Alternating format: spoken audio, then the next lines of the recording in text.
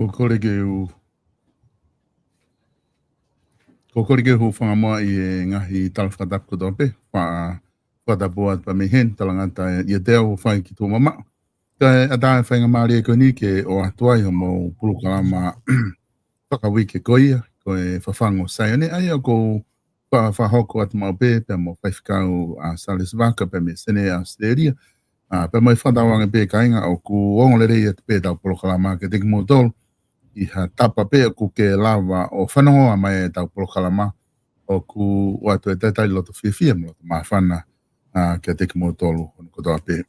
Ko mahi noi pe ko e weekend ko e pulukalama whikaua whamui mui e ni ki tau ni, ai ko e ngahi pulukalama ko toa pe o ku o atu pe me he Vipon Media, ai e ose ngahi pulukalama ko ia I he weekend ko wikahau, te tau malolo Christmas ia I mo fast tau, tau toki foki mai pe I he tau fo o ai o ku ai tui pa manaki o ku toi pe ai weekend kahau pe lava ngai whatongia ko toa pe ki ono o atu ngai polokalama tatu whitu ke ngai polokalama koe ni kulutunga lere atu ai whawhango saione pe mo whamalo I alo hong ai malawa ko ia ke mo ke kau mai ki he polokalama o ku ma whahoko atu pe mai whaifikau I he hoani whako loto ke taitalere whaifikau I he laine pe me sene Australia, malo e tau mau e ahoni whaifikau, pe malo mo e ngawe lahi pe me Australian, ko tui pe mahalo o ku kaikitefu ke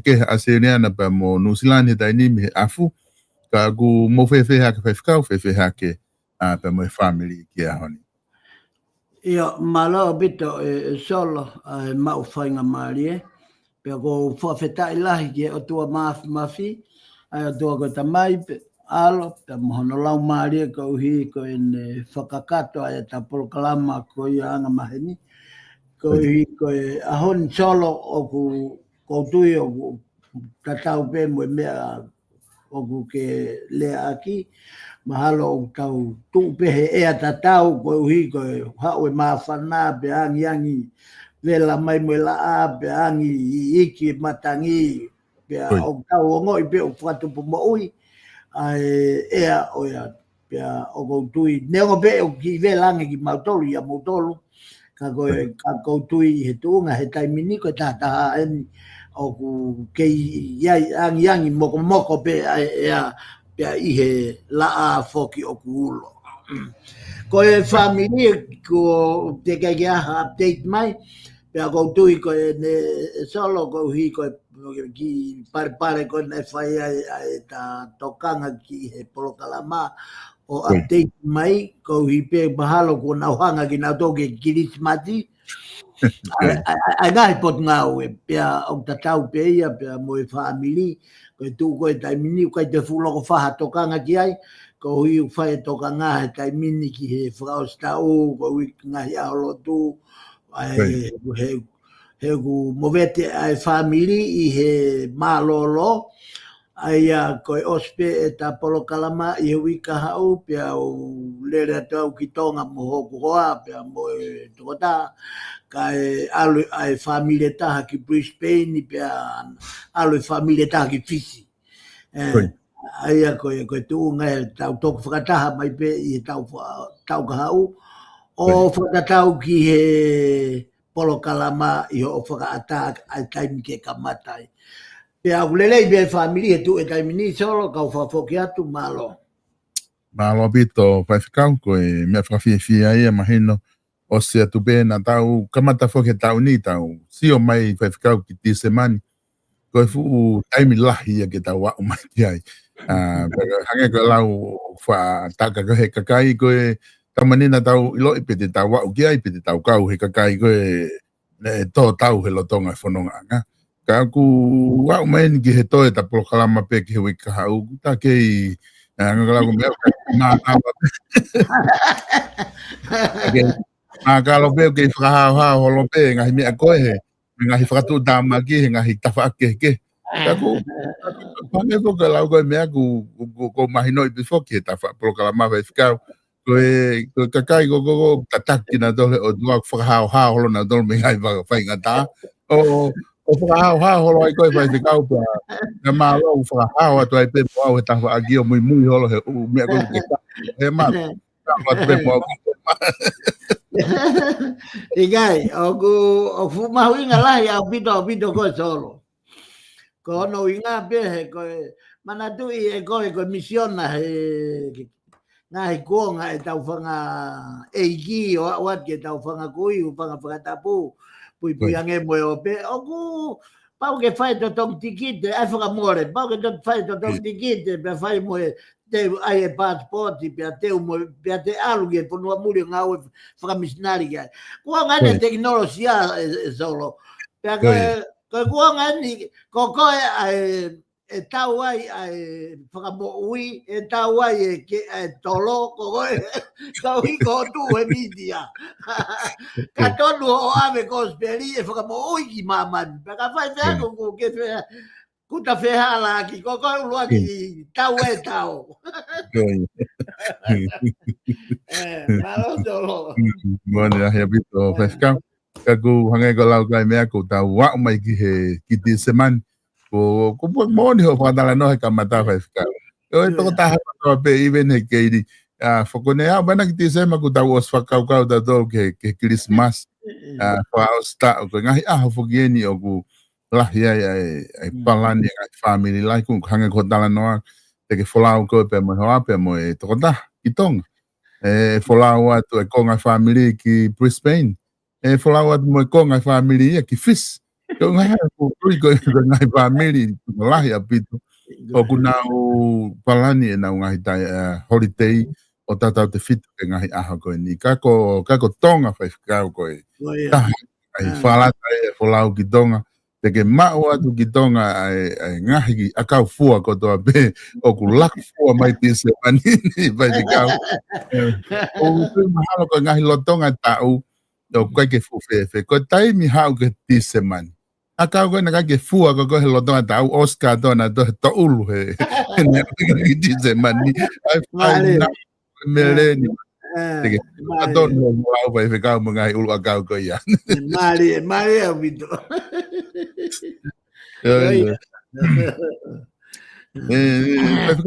Kentu ko ni ko ta pol kala mo ke ahoni. Ko nga ko ke ai ha ngahi me o me tau me politika ko ia. I wharearea, nai kore e he paremia pe mai pure anga ke oangi hanau time, ke toki ai nau tohi tari, pe aku tolo I lewa mea kotoa ke toki whakahoko he wike kahau, pe ako tiu to wike kahau e toki whanongo ai he whonua, pe ko e hae tu unga e au kiai, ai vote of no confidence ko ni o whahu, pe aku ikuna, pe aku ikaike ikuna, ko ngahi ola katoa ko e tolo I katoa ia ke toki whakahoko he wike kahau. Ka ko pehe ke ta almo ke ta polokalama he ahoni ta ho tau ke ta polokalama ko inga ke lava ma o time lahi ko ka vinga ma inga ni ku fai ke ta no he ahoni ai pehe ko ha lau ato hitapu ki he fo ile ko keres ko tu yo ku o si mahino pepe ku anga pe ki ta tolo ka inga tonga ki he talanoa ki keresi pe au lahi e kakai o ku o whahingo ai kakai ni ko keres kua ue ni ki he o kua e waka ko whanongo ko keresi o ku ui tonga ke keresi ka ko tatala noa ni ki he keresi ko e me he wholofola ko hea lau ato hitapu ki he whoilea ko keres pe te o atu ia ke te koe whaifkau ke ta hoko atu ai malo.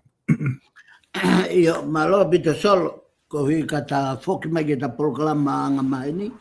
Peange ko ia ku ke mea aki ko e kaweinga ia o e ta polokalama I he ahoni ko e ha ai lau ai tohi tapu kau ki e foilea ko e keresi. Pea ko e ne tuu ko e ai foilea ko e ni ko e keresi o ku whakatau mau ai ngahi whakamooni lahi au pito mei he tohi tapu I he fuakawa motu a pia whanonga mai ai o au ke fuakawa whaou o ku lahi au pito hono ngahi whakamooni. Ka koe uhi ko e ta polokalama hoa e taha o ku ta toope ai ngahi fo I konga lalahi pia mei he keresi I he fuakawa motu a pia ta o mai ia o whakakakato aki me he fuakawa fo'ou. Koe keresi, pe koe whairea koe keresi, koe ofa tuu ngā ape ai otua. Solo whakatoka ngā iange, ai awa pe ai keresi, moi pes uake toi tapu, koe fufoi ofa tuu ngā a. Ai agu uhinga ofa tuu ngā a, nai kai ke fau mai iha uhinga. Pea nai kai fau mai ko ha afuaki. Pe ko ha whahinga mea nai whai aki ha whetong koloa. Ko kere si ko fufoi ofa tuu ngā ata beia ai otua. Aia na e whakafau mai e fo i mea ofa kakano ia kalaisi. Whakatonga e solo ai fo i kere si. Ko hi he ko ne tonu pe me fuakawa motu a ko ne mama ia fuakawa fo. He whaingata ange fuakawa motu a. Ko e kere si na e whakafau mai ia ko e fo i mea ofa kakano. Ai aku hinga e mea ofa kakano ko ni uhinga ki a kalaisi. O whakahuafa ko sisu. Ke tuunga ai ha whakalelei o e wā o e tangata pia moe otua. Foi poini uluakia i he taala ki e keresi i he tohi dabu. Ko e keresi, ko e foi ofa tuunga ai otua, tai fau mai manga tuunga i ha nima na e hapai. Ua, ko e keresi na e whakafau mai a ko e foi mea ofa kakano. Ia kalaisi, fau mai ia kalaisi. Pia whakahua whaia ko si su. Ke tuunga ai ha whakalelei i he wā o e tangata pia moe otua i he mau na e hoko talu me he uruaki ongo matua. Ko e ofa ko e ni o whakamahino mai na e whai tuunga mai be e he otua. Sio ke foi ofa ia ko e ni mahino au bito pe ia. Ko foi ofa ko e ni ko foi ofa tuunga pe ia. Pea whakamoni ki ai ano mipa waheono vesi ua wha ke ua ono. Aia e solo kaulau me he toi tapu ke ta sio ki ai ki e whakamooni o i foi ofa ko e ni. Ke tāpua ki mai koe e sihova mo ne tauhi. Ke whakaulo mai e sihova no fofonga ki a te koe mo ene alo ofa. Ko e tāpua ki i e solo mo e tauhi i. Tāpua ki i, tauhi i. Ko e whai pe e sihova. Pea ko e whakaulo mai hono fofonga. Mo ene alo ofa. Ko e fufoi ofa ata pe ia a sihova. Ko e keresia. Ko no whakama opo ia. O e foi vesi. No mipa, waheono, vesi wawha, ke waono. O kui e foi potu tohi ko e ni solo i e fuakawa motua ko e tāpuaki pe ko e tāpuaki whaka e lone. Aia ko e uhinga e tāpuaki whaka e lone, ko e osi ai malanga, ko e osi e naungahi kātoanga, pe au ku whairewa hiri whakinima, mo e tāpuaki i o ha kātoanga, pe ko ha kakai, i e fuakawa motua, pea koe fufoi keresi whaka e lonena. Ai foi keresi koe nā. No mipa wahe ono vesu wa whake waono, o ku ngā ue lahi aki e he ngahi community, kau whai whekau, ngahi kātoanga whakalau maari e nau tāpuak whaka e lone. Tau te whito ka no whakanofo ha whahinga kakai, ki a ngahi mawhai mo ngahi lakanga, pea osi pea tāpuak i aki ai foi no mipa wahe ono vesu wa whake waono, pea uhinga hono uia koe tāpuak whaka e lone. He koe uhi, he koe keresi ena koe whakapuaka motua. Mantu e koe keresi whakapuaka uia Paula Kuasi a Filipai mo Karedia. Ka koe keresi ena koe whaka e lone, whakapuaka motua. Aia, tāpuaki mo tauhi koe ke whai mai e sihova. Pea koe whakaulo mai hono fofonga, mo ene alo ofa.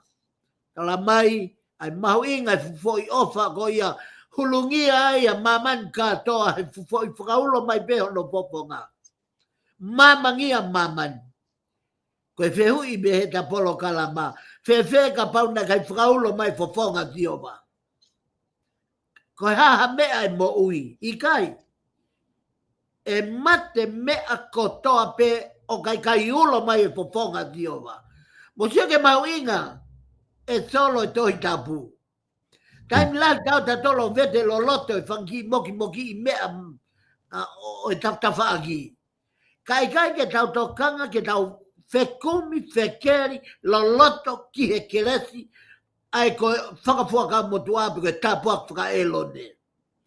Pea toe pehe ke hangai fofonga mai mone atu ai merino. I kai ngata he ne tapua ki e universi o whakaulo no fofonga me he kamata anga pea mama he koe mama ko ia koe hono iwi o kuatoro. Koe whakamama ua koe whakamo ui. O ku mo ui e mea kotoa pe. Whakate fito me he whahinga atmosphere o e mama. Koe taimi koe o kuulo ai o koe whahinga mawhana. Pea koe mawhana koe au ne whakamo ui e akau, ne whakamo ui e mon manu, o kune whakamo ui e tangata. Koe hinga iau tau whetongi e a fo i pe mo e akau. He koe whakatupu whoke a kauia e otua. Pene whakatupu rewa mo e tangata. Pene hanga rewa ngahi, o mai rewa mo e fwoi pureanga mon manu, o mai mo e pureanga o e akau, pureanga maka. Katoa ngahi mea ko e ni, o kunau whekau kau aki ki hono whakamo ui e universi. Maria abito solo, e tanofo whakatoka nga i atu, ai kresi whakawa motu a, na e tapua ki aki peia ai whakaulo mai hono fofonga, pe kai ngata ina ne tapua ki, pe ne hanga tauhi, e si hova, pe ne whakaulo mai no fofonga, pe mo ene alo ofa, na e mui mai ai ne mesi, mo ene alo ofa. Ko hinga tau mo ui ai, tau mo ui he alo ofa e otua. He kok tau tolu, tau hala he alo ofa, ko tau tolu ko e si kakai, ko human being before tau tolu na ngauhi peia me a osi o e mama ko e ni, hange ko e kere, pe kai ngatai, ko ki tau mo ui ai, te tau toi foki pe ki e kere. Kai ngata pe i e fofonga si ova, o ku pa anga ngalu, o hange ko e lea ki me toi whakaha, o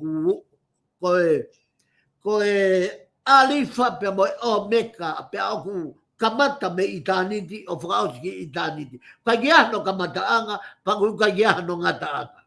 O e ki keresi ko ia na e whakaulo mai ai hono fofonga. Pe kai ngata ai e solo, pe a toi pehe, ke hangai fofonga mai o ne atu ai merino. Mahalo ko tefto i uho eni, o e whakatupu ai otua.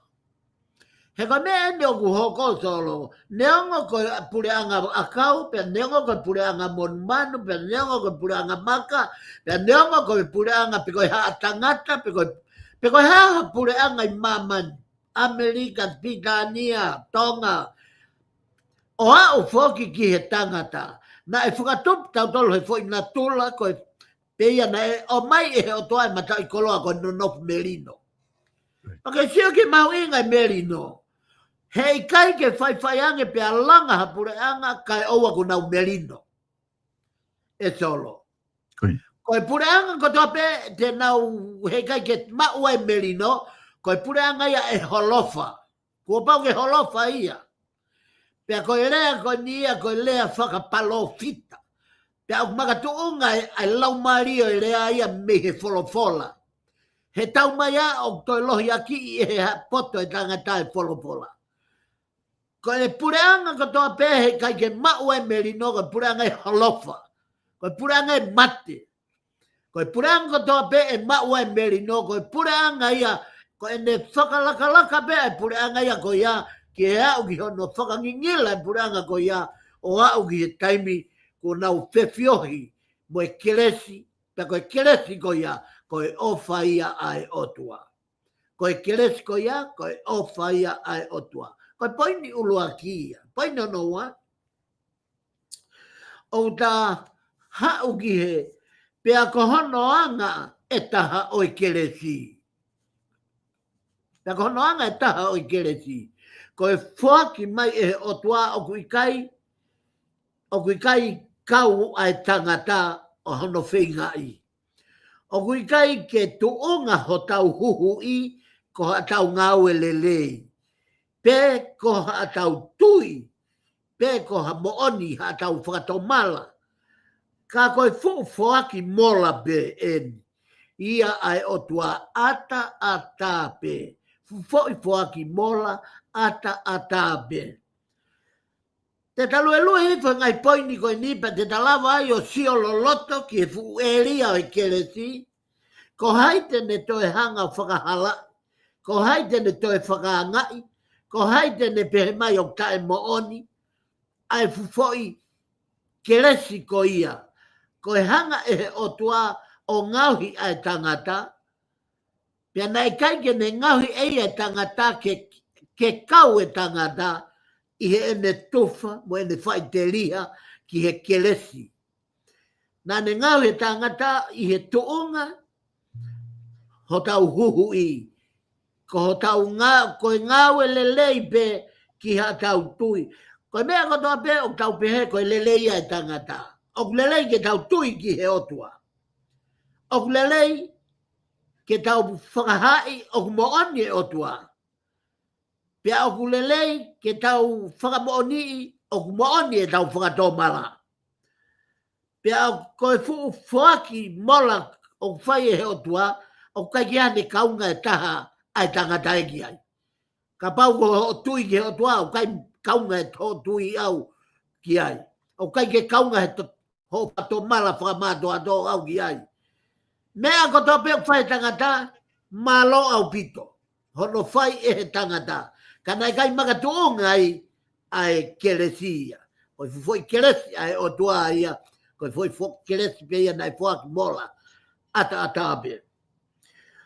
O whakamoania mea teina lo nome vai wha ves tolu fitu. Pea mo teina lo nome vai ho fulu ves tā wha.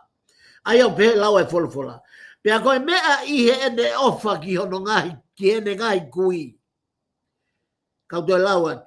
Pea koe mea i hene ofa ki ho ngahi kui, koia, nane whiri ai, honau hako ke mui, one whakahau mai.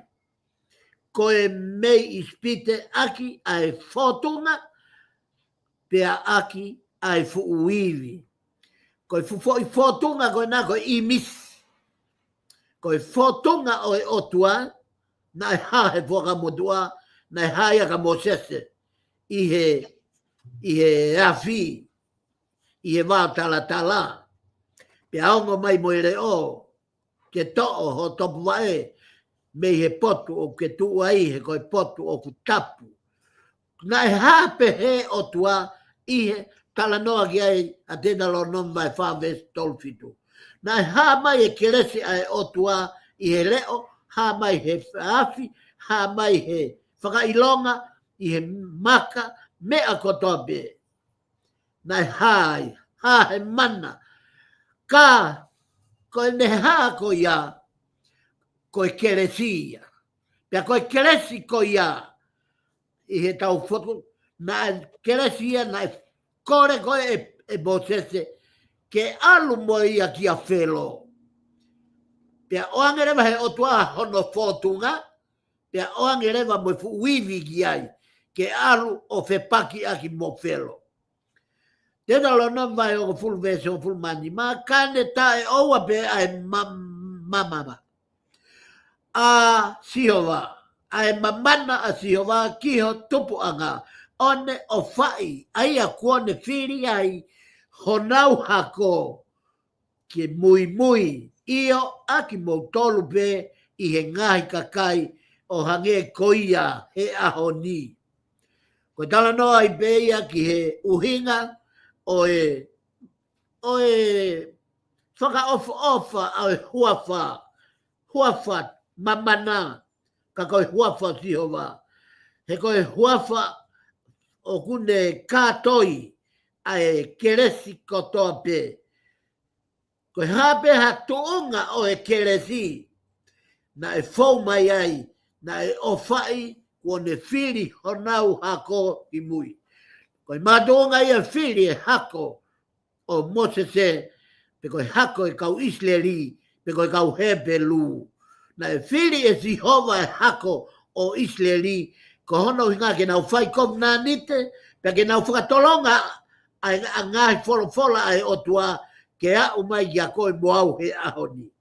Koe makatuunga ia ne a umai ai wholofola pe koe keresi ia. Koe a umai koe hono pāpāsi mai me kau Hebelu, mo kau Isleri, mo kau Siu o Hauai, me tau tangata ke tau tangata, tau tangata ke tau tangata, o wa umai ka koe moau he ahoni, koe ne tafe mai ai keresi, pe mei he kamata anga. Hosea mai tata vesi uluaki, i he kei tamasia Isleri na ku ofa ki ai, pe a ui hoku foha me ispite, o laua se kope, o pe he, o kui kai tau moia, mohono hako ai matakari e honga fulu maua o Isleri ke nau to fanga ha ofa peheni ai otua se nes vai to lua ves honga fulu o kui kai te tau ke mau ha taha ho ngahi mesini mo ngahi whakai aia na ke whai gihe tamai o i koau pake whakatongai Whamatala Mosese i a te dalo nome, vai wha vestol fitu, te dalo nome, vai o fulu vese, o fulu mani ma, Hosea eni koe palofita, ki mui, i he vai tata vese ula ki, whamatala i peke ofa ai otua.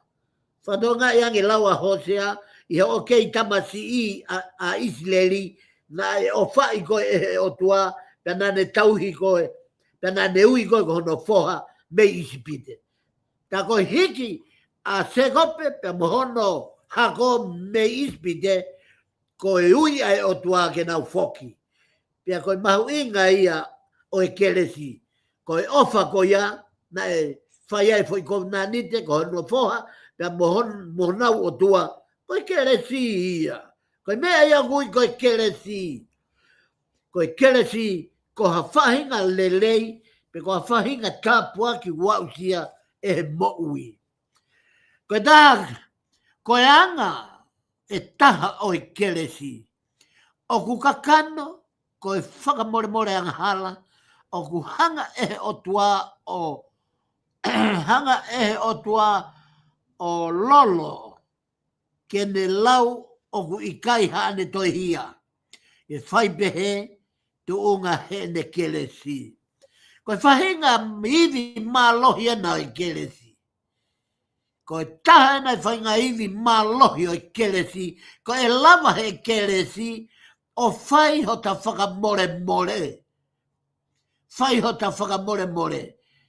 Mei he anga hala na ta mo uai.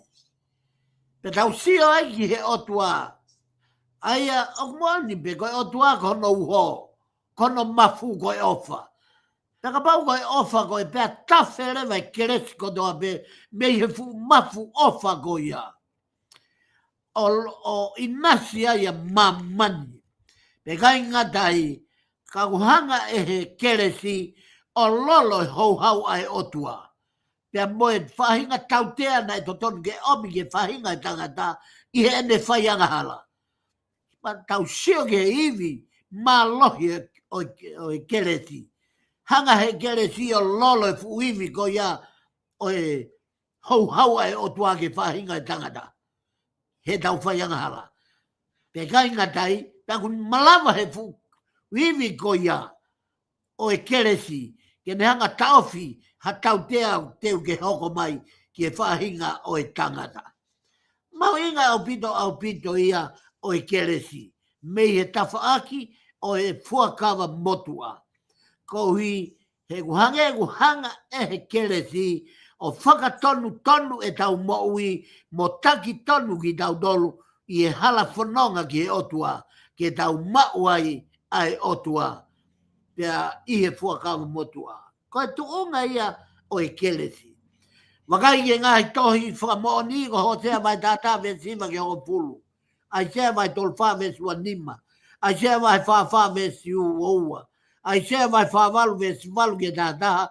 Maika vai fitu ve sta wha ke ua ono. E kioto vai tolu ve sta iwa. Se nesi vai tolu ua ve songo fulu. Ai sea vai ono tolu. Ve fitu. Ai au pehe laua ai sea vai ono tolu ve fitu. Te u whakamanatu. Ai ngahi me si. A sihova. Ai ngahi malo a sihova. E tau mo e fu mea kua whai e sihova matau tolu. Mo e lahi o e neanga lerei, ki e whare o tau i e whare o aia nane whai kia te nau tolu, o tau pia mo e ne whakatu i. Mo e lahi o e ne whai mezi, o tau whanongo ki ai, ko e fuu koto whaka more more anga hala ata ata. Wakai ange, solo ki he, tau tolonga he mo'uini, ko e uhi, ko e fuu kelesi, ko e tau pā lutu he kelesi lahi ai o tua, mo ene ko ene whaka more more. O tua o e kelesi, he ku tafe me iai e whaka more more, tafe me ai ofa, tafe me ai merino, tafe me iai e anga whakatamai o iki. Kai ke vela paka mea tau toi tu e ke tau aki, tonu a mea, tonu e, ke tau whai whakamau.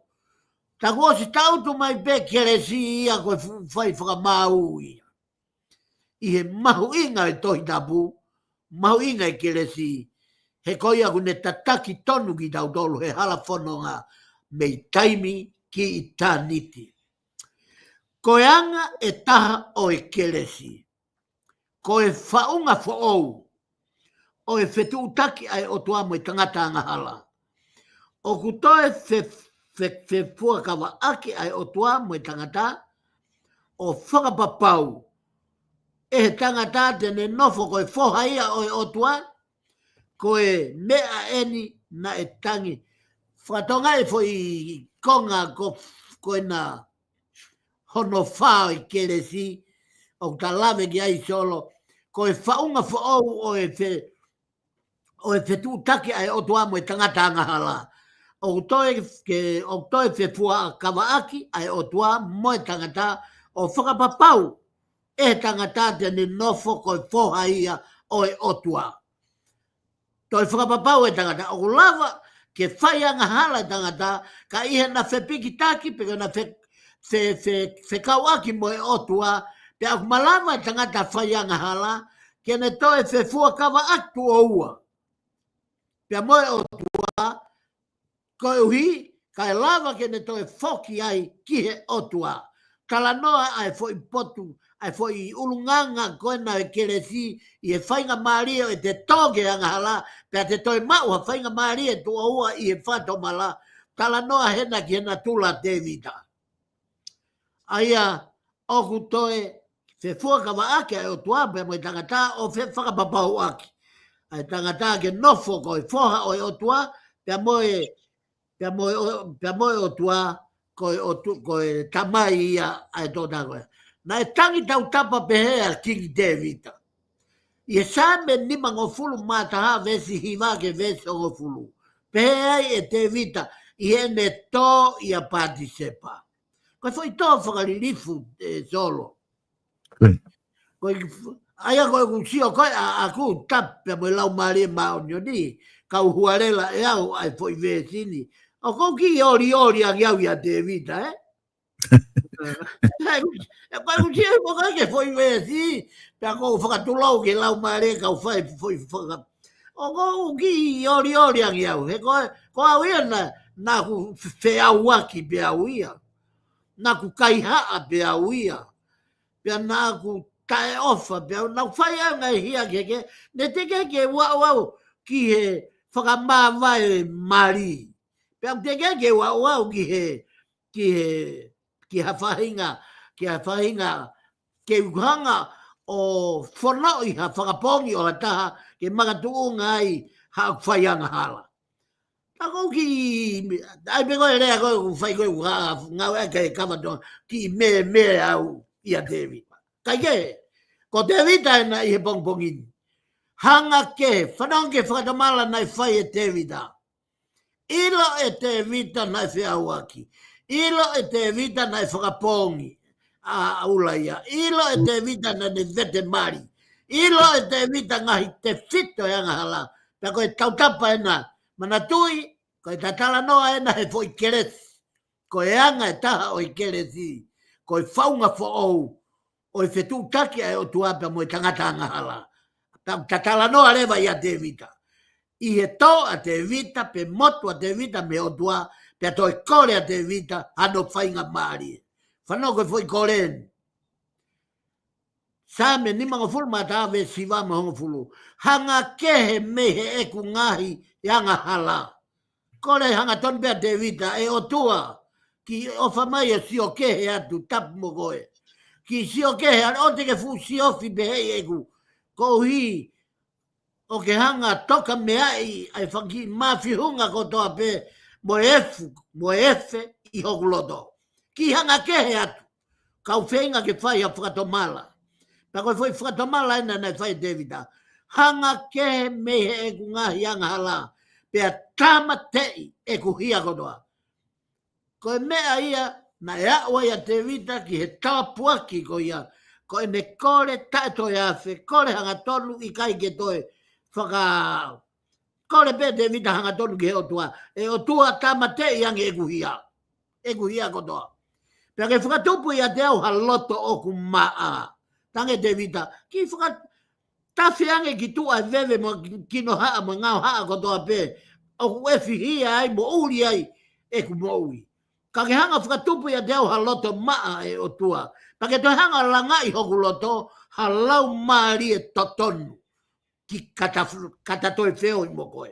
Pa koe uhinga i e fwoi vesi. Koe tau tapa e na Davida. Na e tangi a King Davida, ke tamatei e ne hia. Pea whakatupu haloto maa i a teia, ke ne toe vale rei mo i otua.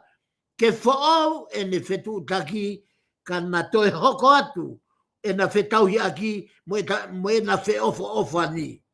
Pea mo e na whe ofo aki, ke ne toe tamai ki he otua, pea ke ne lau ia e he otua kohono foha.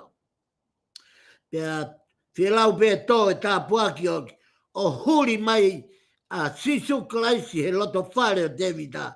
He nane whai e ia whatomala o mo oni au pito.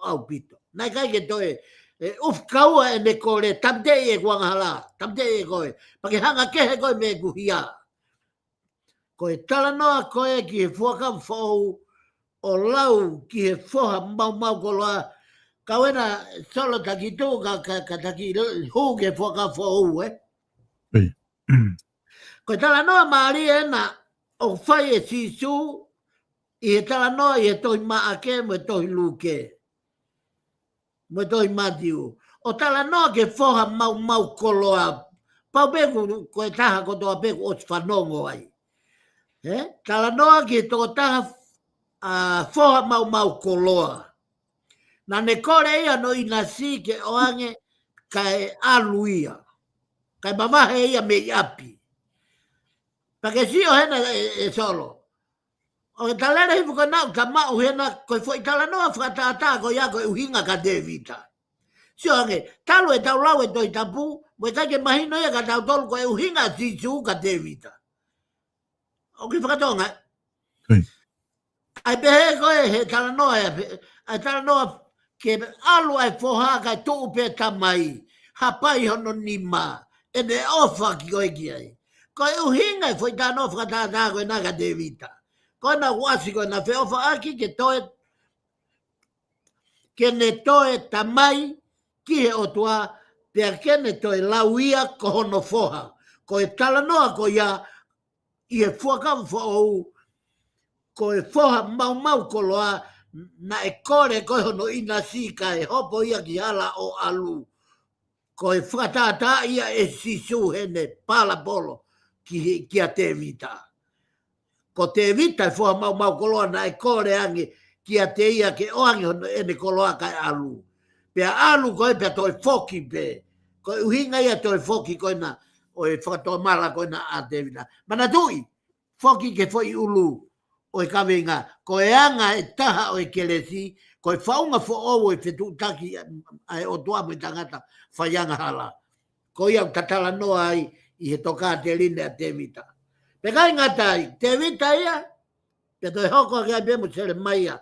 Ta toa ma sere maia vahe tolu taha, ves tolu taha ke tolu ua. Tohi ai profita ko sere maia vahe tolu taha, ves tolu taha ke tolu ua. Wakai o hoko mai hataimi, ko si hova ia me tai haa mai. Aia te ufai mo e whare o Israeli. Uhinga ena ki Israeli. Mo e whare o Israeli. Pea mo siuta. Ha fuakawa whaou. Si o kona toi whaka whaou kana foi fuakawa. O toi fuakawa whaou tu au wa. He ne mau e ula fuakawa. Ta koi mau ko ia ana toa ia te vita. Toa te vita i foi ula fuakawa. Pea toi kau Israeli i he e nau talanga taa. Aina e ave nau tolu ki Babylone. Aia tala noa sere maia i he toa Israeli ave ki Babylone. Tala noa rewa ai toi same ia te vita to ia pat sepa toi whakafoki e ki he otua. Pake whakatonga i rewa ko uhinga ia e foi keres. Ma uhinga e keres na ta lave ki ai ko uhi. He takoe o toi ai ho tau whainga maari. O e tangata anga hala ke whakato mala pia toi foki ki he otua. O mau hono ngahi kāpuaki, pia mau mohono ngahi monu ia i he otua. Ko taha, kono uhinga e taha o e keresi.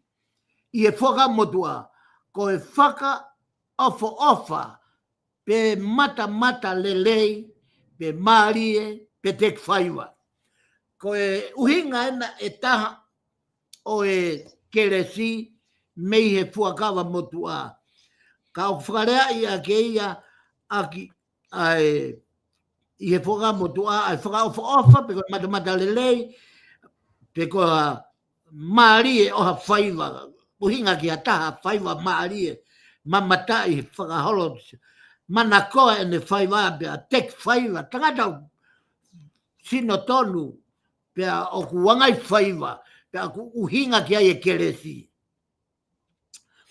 Ka koe foi poinyo no ni ma o kai ke fu loko fu ma mafa to nga tokare line i ai kai ke ka mahuinga be ke ta lave ta o ki ai o kai fu faka tokare line i he ene tu ko ni ai ka venga ko ni o ta lave ki ai pe gia konga si ko e kere si ko hono natula o ku ha faka ofa pe a ongo marie pea moongo te ki whaiwa. Aia koe tangata o ku tau honolangi. Koe tangata o whaiwa pea tau honolangi. Ke i e hanga hake hono lau maari e ki he otua. Ko hono mau anga i peia o e keresi, ko eni i he ebe uhinga ki he whakaofa o e whaausia o e tuunga e whaitalango fua a e tangata ki he otua. Katoa ai foi konga hono nima o tala noa whakamon katoa ia me toi palo vebiwa he tolu vesfa ko ia te ke mauai ai ofa mo e ongo lelei i he ao o e otua pia mo e tangata. O toi lau me ki ai a palo vebiwa he tolu ta ves tolu noa ko e mata lelei ko e mea ia e kai ala whalala ki ai pia ko e hoi fua ko e mea ha molofia. Hanga e Solomone o lavei ai tuunga o e keresi i he tuunga kona o e poini hono ni ma.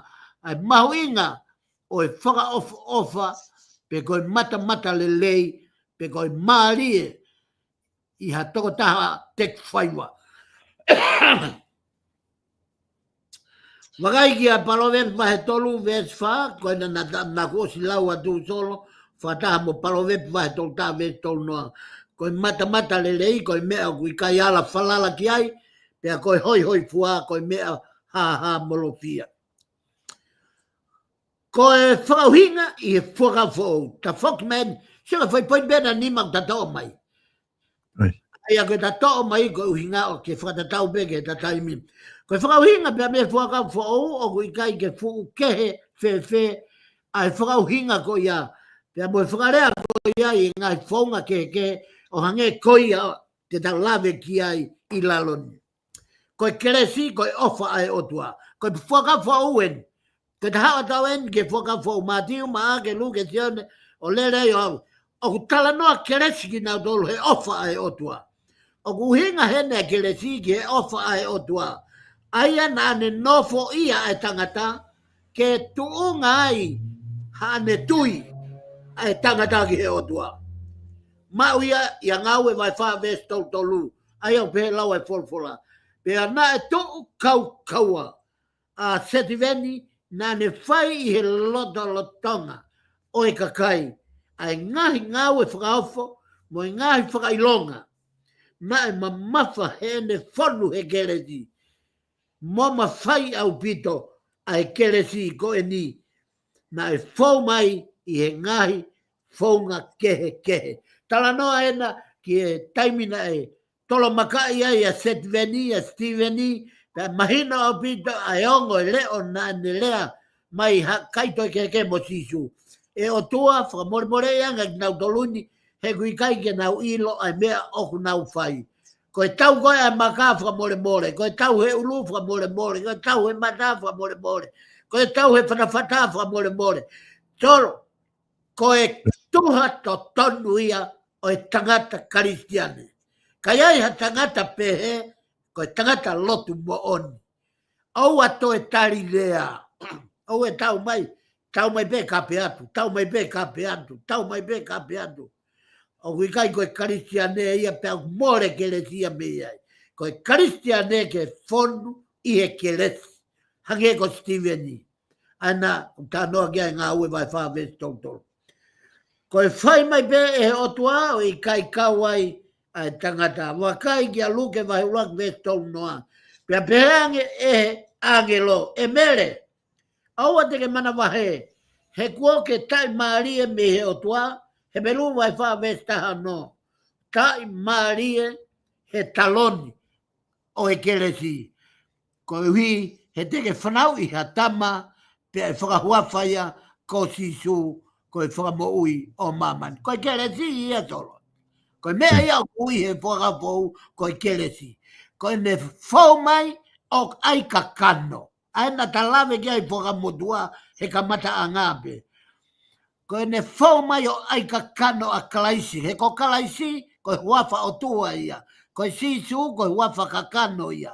Pea kuope, sisu kalaisi. Aia sisu kakano lau maarie. Kalaisi sisu o tua kakano. Aia o kuhinga pehe. Pea whaanga whaatou ngawe ak pehe Paula. O ngawe ake Paula ki sisu kalaisi. Pea tampena e pekia ai pea mafuri e whautohui. O ulaki he aki kalaisi sisu. Ko ne kalaisi sisu be mahino lewa. Ko tala noa ia historia doi tapu me taimi ku ospekia a sisu. Ko ne sisu kalaisi be, pa mahino lewa tala noa ia, i e taimi nai kei mamani ai a sisu, o kei mau kakano ai a sisu. Katoa ko ia, ko e keresi ia tolo. Ko e fia tokoni mai ai o tua, wakai ki aua korinto vai uluaki veta aua. Pea ko e nau pore a eni.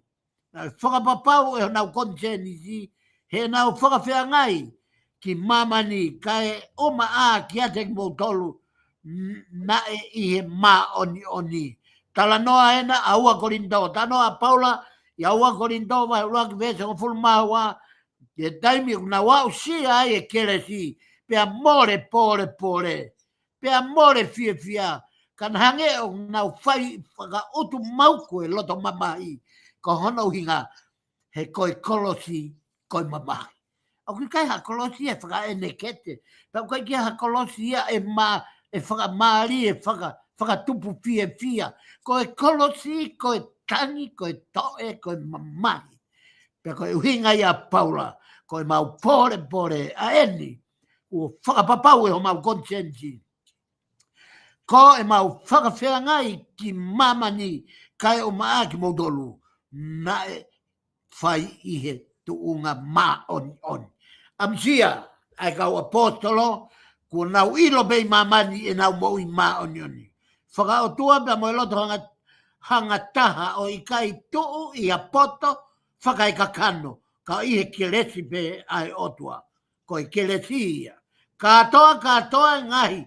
Mla e kona tala noa ai e toi tapu. Pe ku fau mei fe. Hau mei hifo, hau mei hake, hau mei. Ko e hau kotoa ko ia. Ko e huofa taha pe o e kelesi. Ko e tafe mei he otua. Ko e wha. Aia ko e a. Aina e na glau atu ko e. Ko e a, ko e whai mai pe e he otua o i kai kau ai ai tangata. Wakai ki aluke vai uaki vesi tolu noa. Pea pehe ange. E angelo e mere. Aua te ke mana wa he kuo. Ke tai maari mei he otua. Ko e tala noa ia. Ke teu ke alo i mai o sisu. Ko e kere si ia.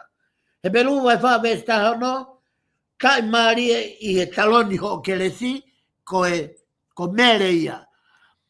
Ko e fia tokoni mai ai otua, wakai ki aua korinto, vai uak vesta ua.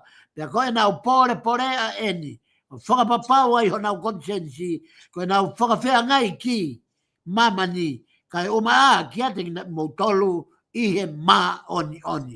Ko e ia, ko e wha, ko e keresi, ko e whoaki mai, o e mo uita e ngata.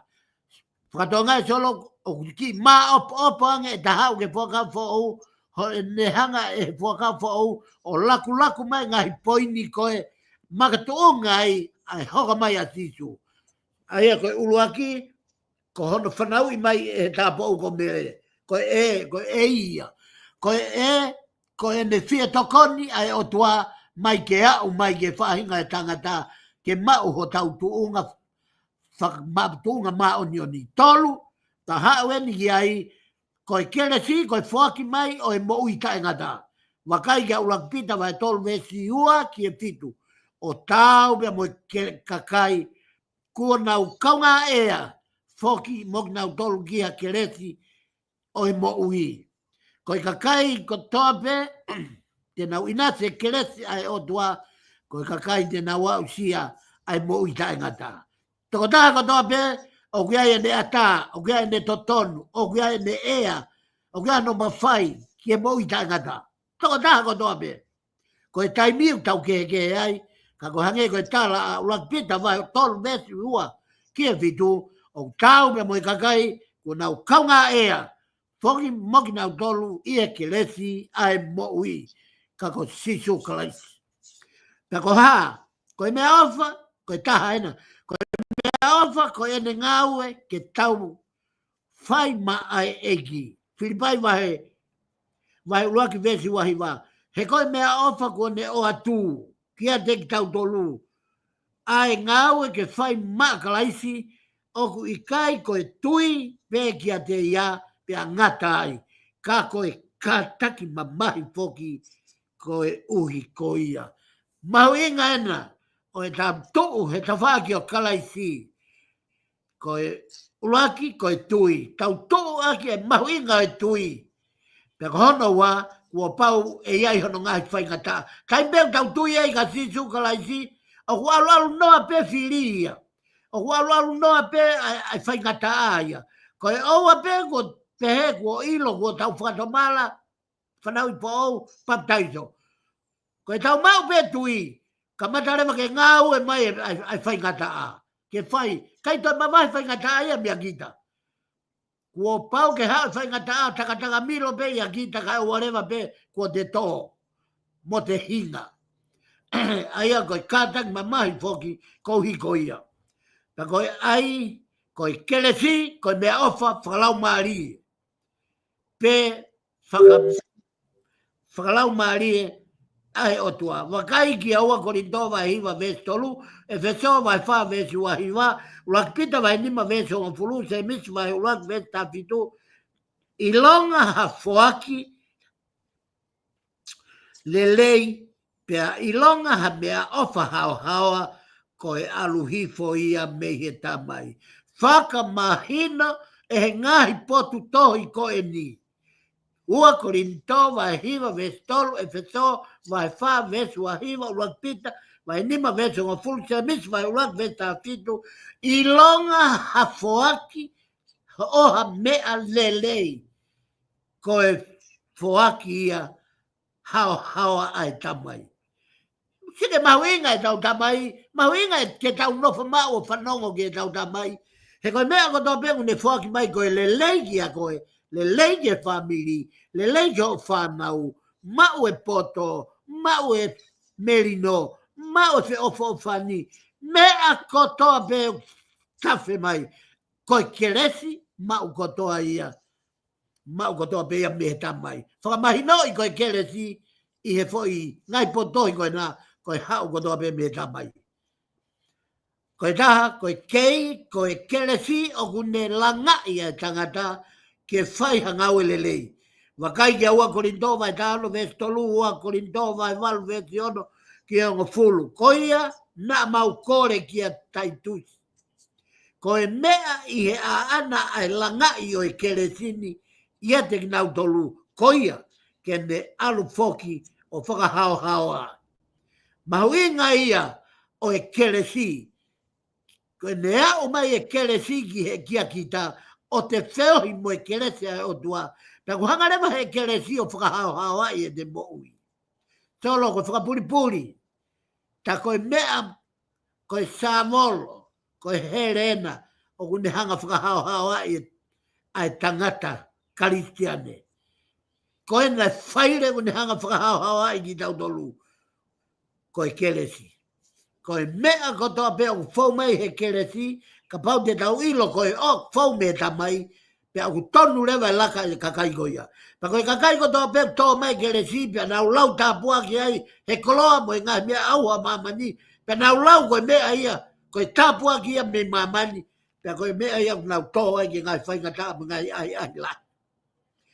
Koe whaosi I solo, koe frausi o e tapolo kalama, koe kelesi, koe hoko mai a sisu kalaisi, I hono whekau mai a e otua. Nā tarea kia me whakawa motua. Sai, tatoi whoki ki ai, ko hika ke sio ke ene whetaulaki, mo e whakau whou. Koe kelesi e whakawa motua, koe kelesi en. Koe kelesi, koe ofa tu unga ape a e otua, ai ana ne whakawhou mai, ai mea ofa kakano, ia kalaisi. O whakahuafa ko sisu, ke tuunga ai ha whakalelei, ai maa tangata pia moe otua. Ta kamata agia, ta whakaosi agia, me he whakawhou, ko e keresi, ko e hoko mai a sisu kalaisi, I hono whekau mai e he otua. O hoko sisu, ko sino I keresi. Whanau solo kautoe ai atu. O ku hoko sisu, ko sino I keresia ai otua. Koia o ku taupehe ko e keresi, ai eiki ko sisu kalaisi. Ihe e tau keresi, ha malanga, ko e malanga ko toa pe o tau whakaosi, te ko ha tau polo kalama, feo I whakalau maarie, tau whakaosi a ke keresi o pehe. Pea ko e keresi ai eiki ko sisu kalaisi. Pea mo e ofa ai otua koe tamai, mo e wheohi o e lau maarie. Whakatonga ngā iange ai foi kupula lahe tolu o e keresi. Pea ko e keresi ai eiki ko sisu kalaisi. Ko sisu kalaisi na e whau mai he ofa ai otua o ne whoaki mai ko e keresi.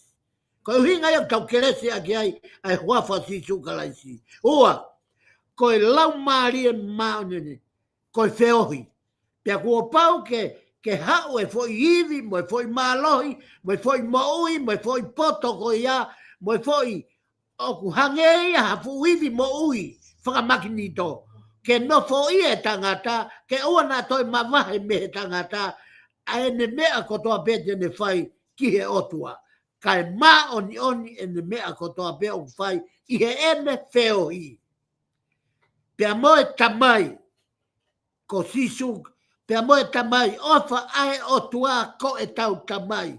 Ko i foi ofa ia koe na e hoko mai ai a sisu o sino i kelesi, sino kakano.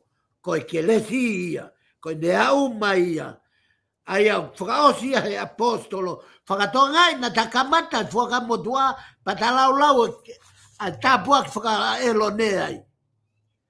Ia teta lo, ia no mipa vai ono vesu a whaua ono, kata hau koi ke whakaosi kelesi, ia whakamfo ou, ka koi ani, o ta tapuni aki, koi kelesi a tau ko sisu kalaisi.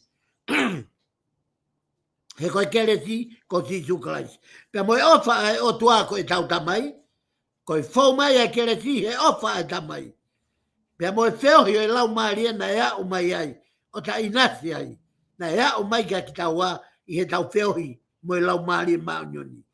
Pea koe ne kakato ia, ai hoko mai ai kelesi, i he malanga, ko e kelesi, ani koe o whakaosi aki, e ki nau tolu ko tobe. I kai ngatai, o sione vai uraki vesi uraki eua, pia i he ene pehe, o hoko mai o kakano ia, o ola ko e kelesi pia moe mooni. Sione vai uraki vesi ta wha, pia mo sione vai ta ono vesi ta fitu.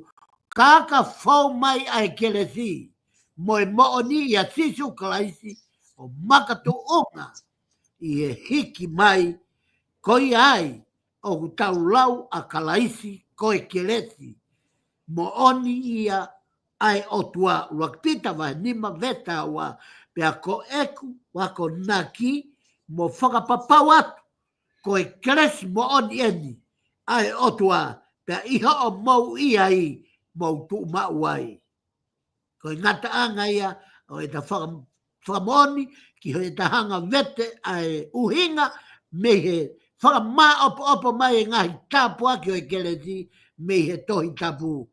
Pea tok whakamon lewa a Paula, whama opo aki e ta polo kalama i e whiawhini, e tolo ko tui pēku o hoko to tonu pēni a e tataimi, o kore pēki whainga mari ko ni ko hi, ka tau sio ke whama opo e apostolo ko Paula, i he whau a tok tāmu toni, a himi ono nge au whangofulu, i e himi, tohi himi, ai siasi ue siliana taua taina.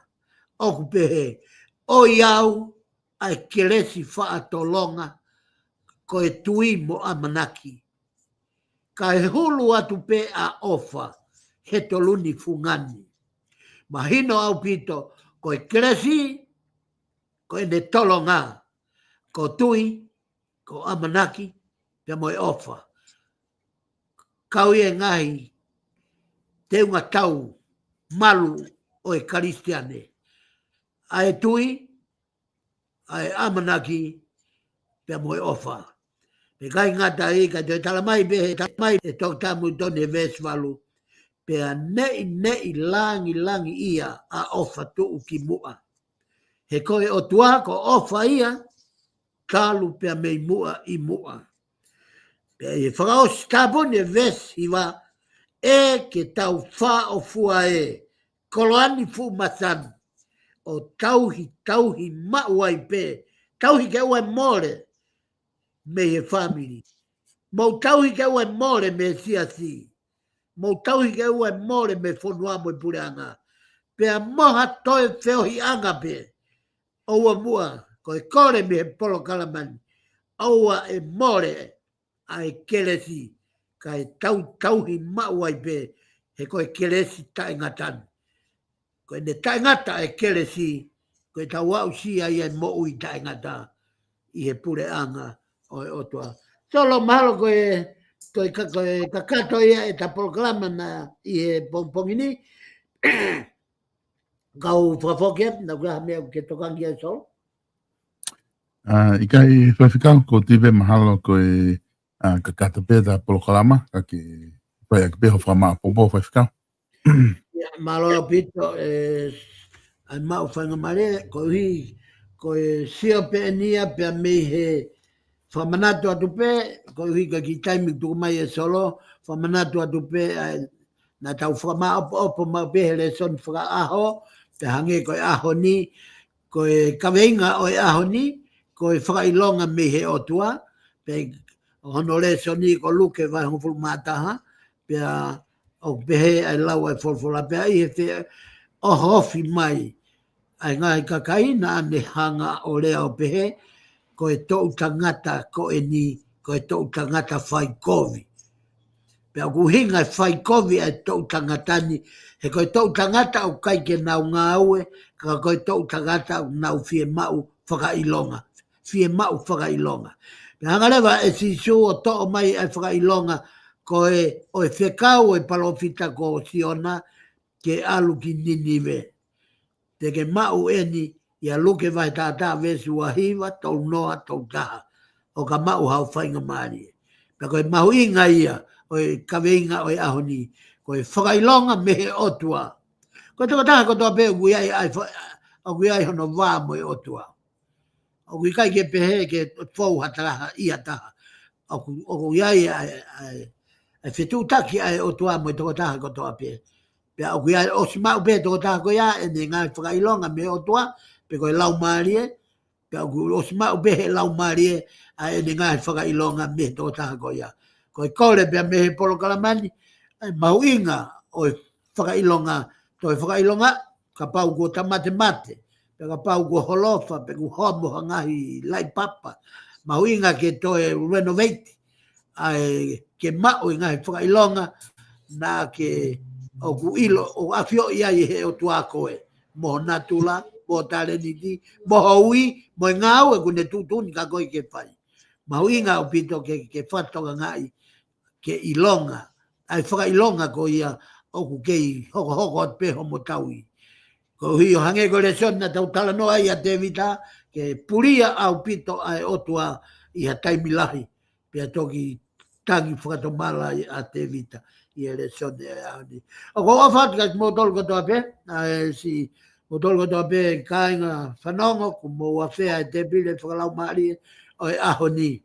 Ko kore whamole atu pia mehe ope, ka pau ia ngā lea, kune o kui kai ke hoa ia, pia moho o kelesi, pia hoa ia moho whakaukau, pia ke whamole ia nge ai tamai o eki, ia o whai polo kalamat i he aho ni. Ako ua whalahi atu kaki mo tolu kotoa pēku, mo ua whea te pili lau maari o e aho ni.